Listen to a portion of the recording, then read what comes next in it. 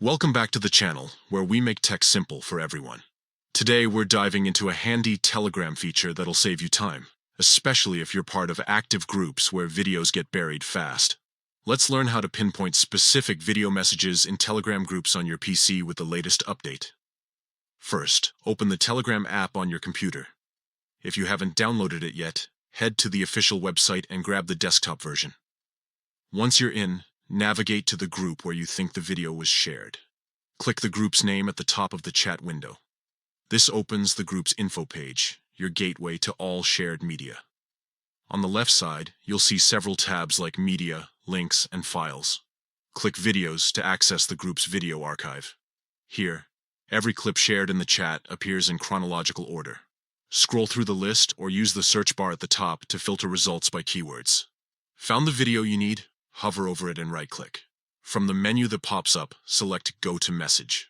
This action instantly takes you to the exact spot in the chat where the video was originally posted. You'll see the message in context, complete with any captions, replies, or reactions it received. Need to share or reference it? Click the timestamp below the message to grab a direct link. Why does this matter?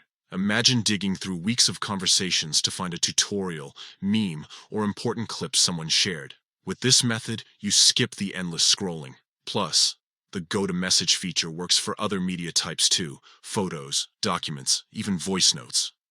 A quick tip: if the video isn't in the Videos section, check Media or Files. Sometimes Telegram categorizes content differently based on file type. And if you're part of massive groups, use the search bar with keywords like birthday video or meeting recording to narrow things down. That's all for today's tutorial.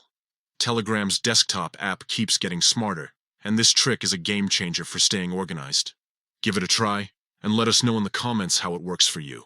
Don't forget to like this video if you found it helpful and subscribe for more tips to master your favorite apps. See you in the next one.